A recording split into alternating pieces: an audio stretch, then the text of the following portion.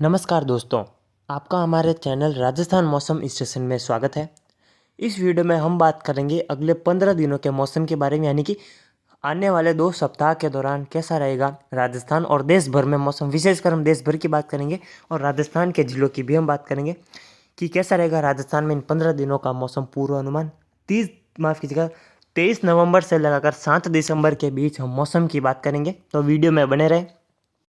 ये जो मैप आप लोग देख रहे हैं स्क्रीन पर, ये 23 नवंबर से लगाकर 30 नवंबर के बीच का ये मैप है, यानी कि एक सप्ताह का अगला मौसम पूर्वानुमान है।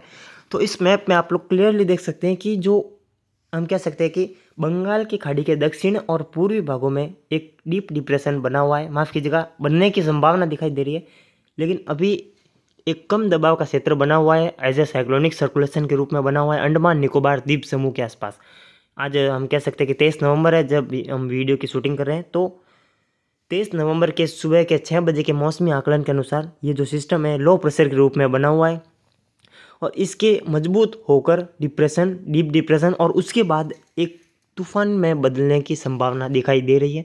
हालांकि ऐसी संभावनाएं कम है कि तूफान बनेगा, लेकिन फिर भी अगर तूफान बनता है तो अपडेट करेंगे। लेकिन अभी के अनुसार इसकी डीप डिप्रेशन तक जाने की संभावना दिखाई दे रही है।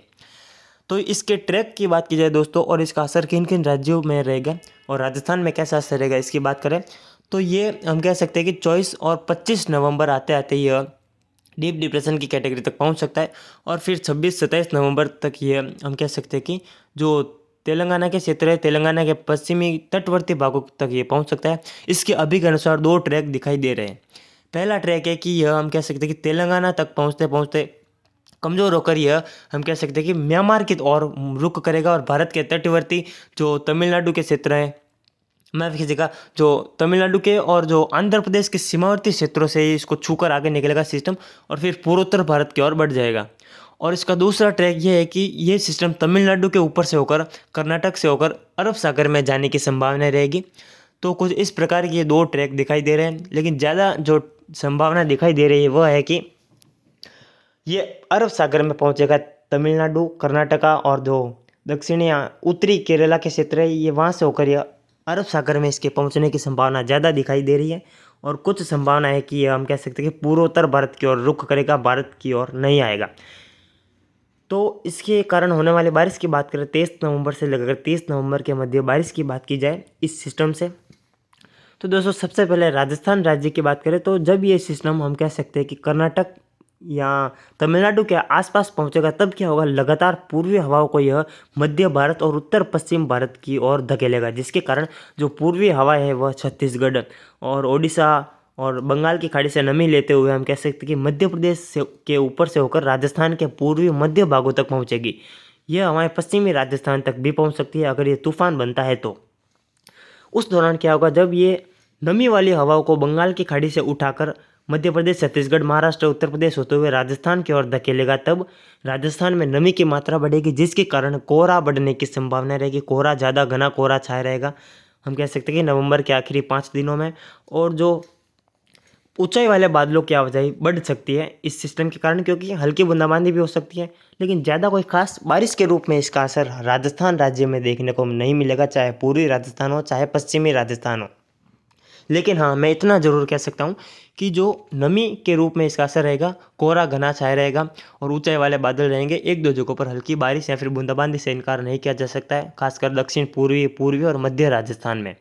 उसी दौरान हम कह सकते हैं कि 30 नवंबर और 1 दिसंबर के आसपास एक मजबूत मध्यम पश्चिमी विक्षोभ सक्रिय होगा, जिसके कारण उत्तरी राजस्थान, पंजाब, हरियाणा, हिमालयी राज्यों में जो है बारिश की गतिविधियाँ बढ़ेगी, हल्की से मध्यम खंड वर्षा होगी और कुछ एक बर्फबारी होने की संभावना रहेगी हिमालय जो पहाड़ी राज्य है यहाँ पर।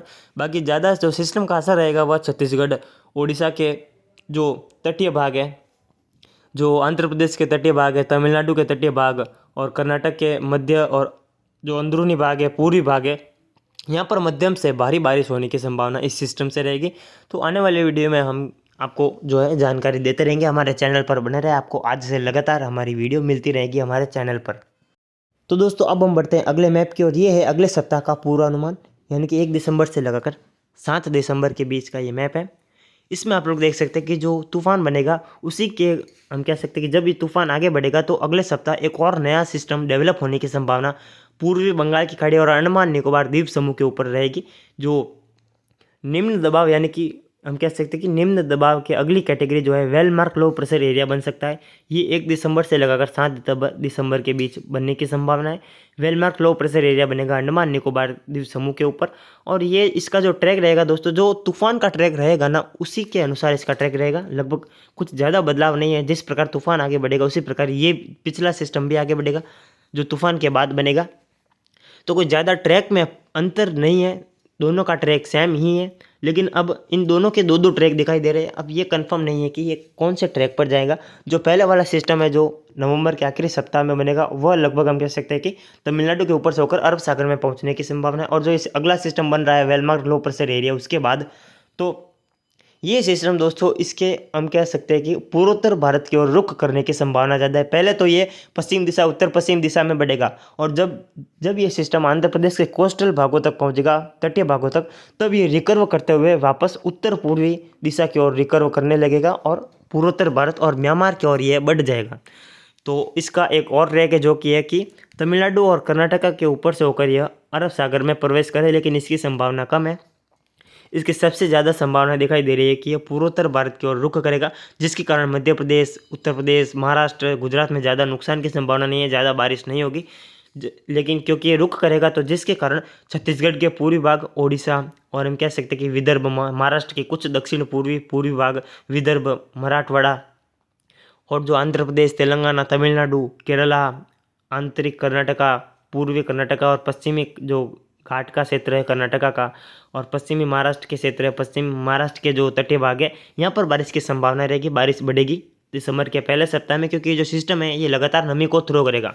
और दोस्तों अगले सप्ताह भी यानी कि 1 दिसंबर से लेकर 7 दिसंबर के दौरान भी राजस्थान में घना कोहरा छाया रहेगा, क्योंकि इसके बाद जो अगला वेलमार्क लो प्रेशर एरिया ये सिस्टम बनेगा, तो ये भी हवा को लगातार थ्रो करेगा राजस्थान, पंजाब, हरियाणा, उत्तर प्रदेश, गुजरात, मध्य प्रदेश की ओर, जिसके कारण जो कोहरा है, घना कोहरा है, वह छाया रहेगा। और ऊंचाई वाले बादलों की आवाजाही रहेगी, हल्की बूंदाबांदी से इनकार भी नहीं किया जा सकता। और 5 दिसंबर के आसपास एक मजबूत, हम कह सकते हैं कि मध्यम सक्रिय पश्चिमी विक्षोभ आने की संभावना रहेगी।